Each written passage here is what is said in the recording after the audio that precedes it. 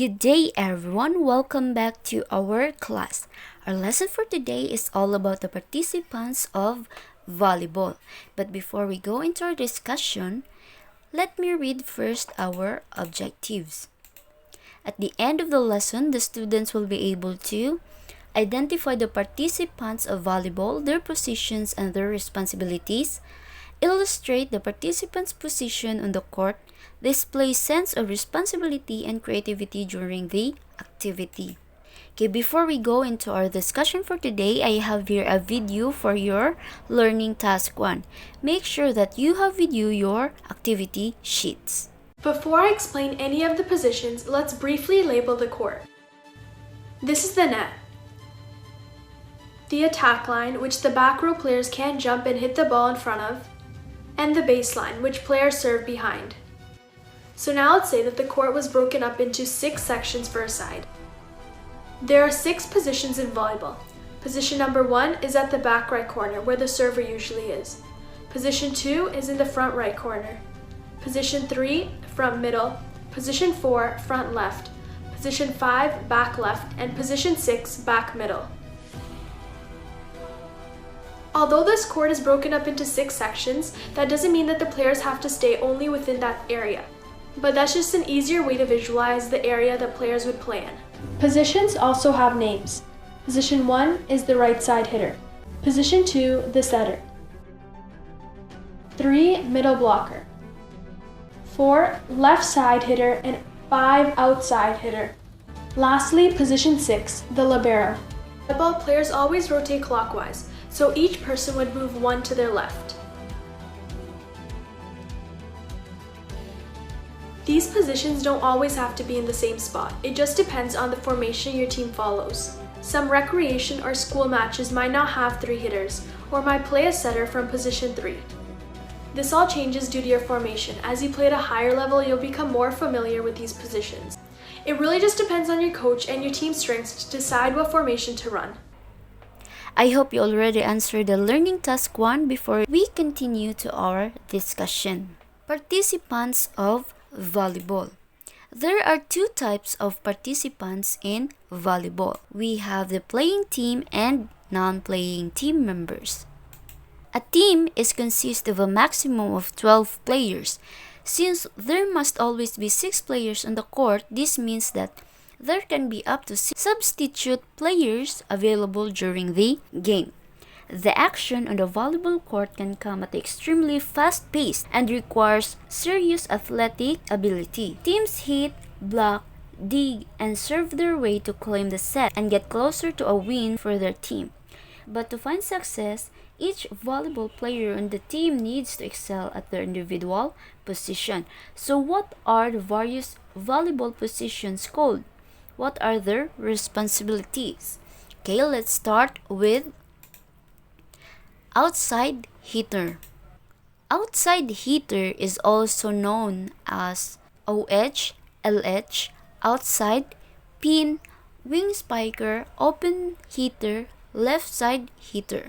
The outside hitter attacks from the left antenna and is the lead attacker in the offensive strategy. To be a successful outside hitter, it requires a player with good jumping ability, quick feet, and the readiness to adapt in different situations. So the responsibilities of outside hitters are play in both front and back row, be the go-to hitter, one of the primary passers, read the opponent's defense and call out hitters, block often with a middle blocker, and carries the serve receive responsibly along with the libero. Next is we have the opposite hitter. Opposite hitter is also known as OPP, RH, pin, right side, wing spiker, and right side hitter. Opposite hitter plays near the right antenna. Opposite hitters tend to be the players who have the most versatility and can excel on both offense and defense. The opposite hitters also needs to possess solid jumping skills. Their responsibilities are act as a backup setter, on offense. They also attack the ball when receiving a set, block opponents outside the hitter, work with middle hitter on blocks, and dig for quick attacks. Next is we have setter, or also known as S. The setter is the playmaker, point guard, or the quarterback of the volleyball team. The setter plays both right front row and right back row. Therefore, he or she needs to be able to block, serve, and play defense. The setter needs to have a good blocking skills. Their responsibilities are run the offense, set the ball for teammates, use a dump shot to keep opponents off balance, be a vocal leader, dig and block on defense, and identify blockers. Next is we have the middle blocker. Middle blocker is also known as MB or middle hitter. The middle blocker is the tallest player on the volleyball team. Additional height can help the player excel in this role. The middle hitter must be able to read the setter and adjust their approach to get the most of their attack. Middle blockers need to have great blocking, attacking, and serving skills. Their responsibilities are read the opponent's hitter to set up blocks, block opponent's shots, use quick attacks on offense, and act as a decoy on offense. Next we have is the libero. Libero is also known as L. The libero wears a jersey of a different color and play in the back row 5 out of 6 rotations, usually subbing in for both middle blockers. Liberos are defensive and serve-receive specialists who are typically fast and are able to change direction quickly. Since they typically receive the first touch and playing in the backcourt only, liberos must have great passing and defensive skills. When the libero comes in for another player, it does not count as a substitution. Liberos are not permitted to attack the ball from above the height of the net, and they can only overhand set a front row attacker from behind the 10-foot line. The responsibilities are replace certain players in the back row, be ready to dig an opponent's attack, receive the opponent's serve, and set the ball if the setter isn't available. Next, we have the defensive specialist, or also known as DS. The defensive specialists are much like a libero. A defensive specialist plays in the back row and is responsible for playing defense and receiving serve. Unlike the libero, they do not wear different color jersey and are required to abide by the normal substitution rules, meaning they're only in for 3 out of 6 rotations. Another key difference between the libero and defensive specialist is that defensive specialist can play any spot on the court, while a libero will sub out after rotating through the back row. A defensive specialist can technically stay in and play the front row if needed.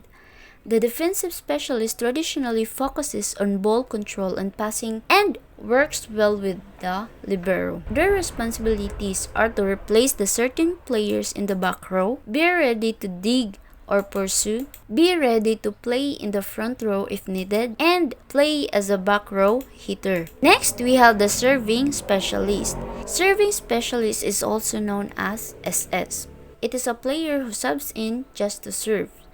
These players typically have a very tough or very consistent serve, and they come in for a player who is less strong behind the service line, but otherwise very valuable to have on the court as an offensive or defensive threat. Team captain and the game captain. Each team must have a team captain and the game captain. So what is the difference between team captain and the game captain? Team captain is a player who signs a score sheet as a captain and the one who represents the team when the toss is taken, while the game captain is the only player who is permitted to speak to the match officials during the game. Other than the coach, only the game captain can make requests for timeout or substitution. This captain can also ask for equipment to be checked or for the team's position to be verified. The team captain functions as the game captain when on the court. Only if the team captain is substituted, of course, must another player take over as a game captain. In addition, there can be 3 non-playing team members: a coach, an assistant coach, and a trainer. The coach assists the team in developing their full potential. As a volleyball coach, you'll be called upon to do the following. First is to provide a safe physical environment.